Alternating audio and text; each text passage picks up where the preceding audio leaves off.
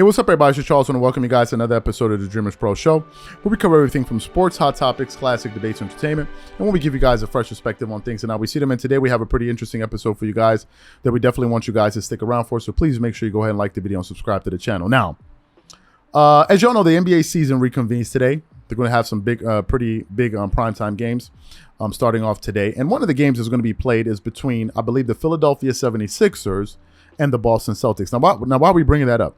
Well, just yesterday, we produced the show on the channel, obviously depending on when you see this particular show here. We produced the show on the channel.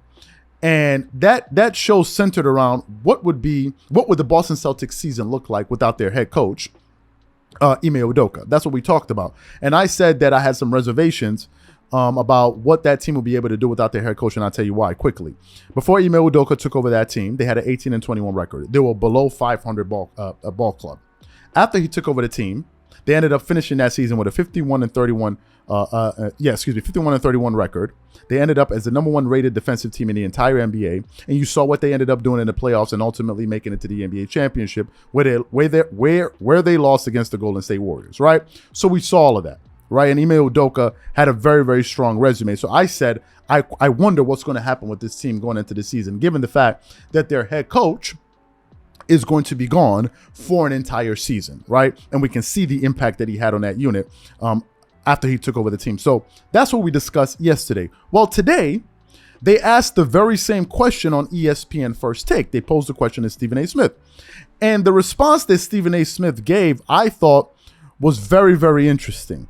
But before we get into his comments, this video is brought to you by our sponsor, Aura, who's also the official sponsor of the Minnesota Timberwolves. Do you know what the fastest growing crime in America is today? It's identity theft. Imagine trying to log into your email only to see that your password has been changed. Then you start getting weird notifications from your bank and credit cards, only to find out that all of your personal and sensitive information has been totally compromised. If you think it can happen to you and your family, just know that in 2020, over 49 million Americans were victims to identity theft, costing them a combined $56 billion. That is why we are excited to partner with Aura, who's the sponsor of this video.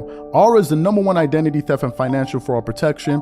Aura monitors the dark web and alerts you if any of your passwords and accounts have been breached. And funny enough, after using Aura, I discovered some of my credentials were floating around in the dark web, and the app showed me exactly when and where the breach happened. In addition, Aura allows you to set spending alerts, and they'll notify you of any suspicious transactions. Aura is 4 times faster than any of its competitors in alerting you if someone is trying to open a credit card or obtain a loan using your name. And remember this, every 14 seconds, someone becomes a victim of identity fraud. Don't let it happen to you. Now click the link in the description and try Aura for free for 2 weeks and see if any of you or your family's personal information has been compromised. Start your free trial at aura.com/dreamerspro. And when you try Aura, by using the link in the description below, also know that you're supporting this channel. Thank you. So what we want to do is we want to quickly play what he had to say here. It's not very long. And then we're going to come back and react to it. So take a listen to what Stephen A. Smith had to say here. Ime Udoka's suspension keep the Celtics from reaching the finals again? I believe it may. I just think that he's that much of an exceptional coach. I would like to remind people, Brad Stevens was one hell of a coach before he was ascended to president of basketball operations for the Boston Celtics. And what he couldn't do in like 7 years or so, Ime Udoka did in his first year.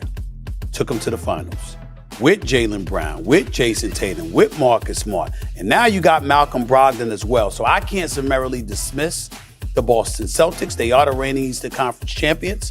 And with Mazzulla there, we'll see what he does. But I believe that Ime Udoka is that special of a coach that it won't happen. First of all, I absolutely 100% concur with the things that Stephen A. Smith had to say there, and I'll tell you why. First of all, coaching matters in the NBA. Go ask Brooklyn Nets fans if they don't believe that. Go ask Clipper fans if they don't think that coaching matters. Coaching in the NBA absolutely matters. That's the first thing. The second thing is this. With each passing year, teams are retooling, players are getting better, players are looking to come back even stronger than the season before. And that is exactly what is happening in the Eastern Conference. If you look at the landscape of the Eastern Conference this season, just think about this for a second. Okay, Giannis Antetokounmpo took the Boston Celtics to 7 games last year under the coaching of Ime Udoka. Without Chris Middleton, they took him 7 games. Okay, this season, Chris Middleton will be back, and they will be better. I think they just added what's the team? Although they added, I think it's Michael Brogdon or something like that. Even though I think the Boston Celtics added that a point guard, the Milwaukee Bucks are going to be there.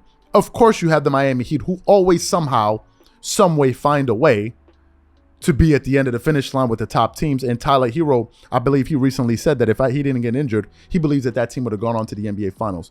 You got the Miami Heat.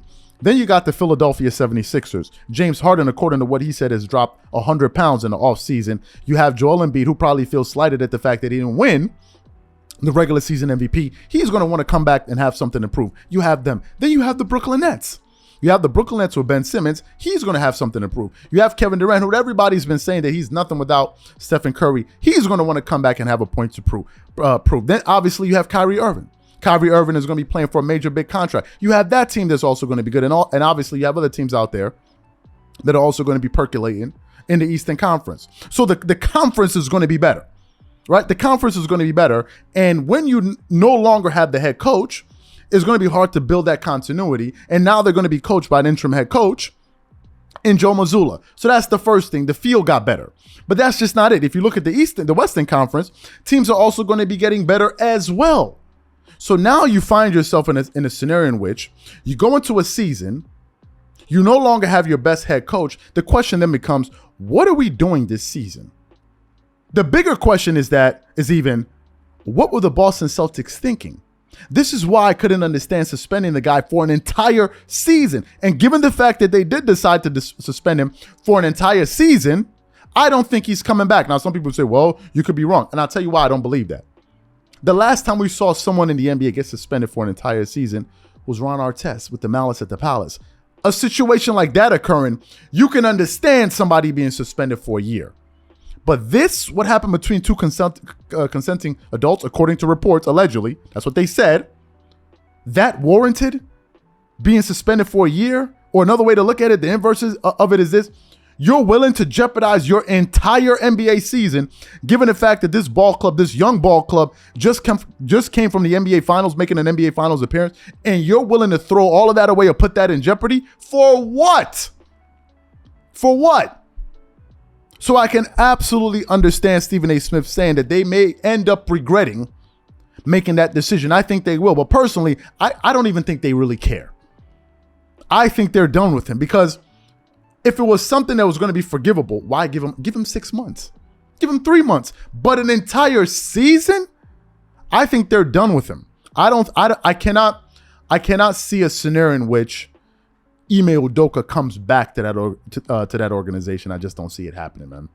I just don't see it happening. I agree 100% with Stephen A. Smith that they may absolutely go on to regret this decision to not bring him back. So the question is this to the audience. Number one, what do you think about what Stephen A. Smith had to say, right? Do you think he makes a point or no? And secondly, what do you think about what I had to say? Whatever you guys think, please leave your thoughts and comments in the comment section, and we catch you guys on the next episode. Peace.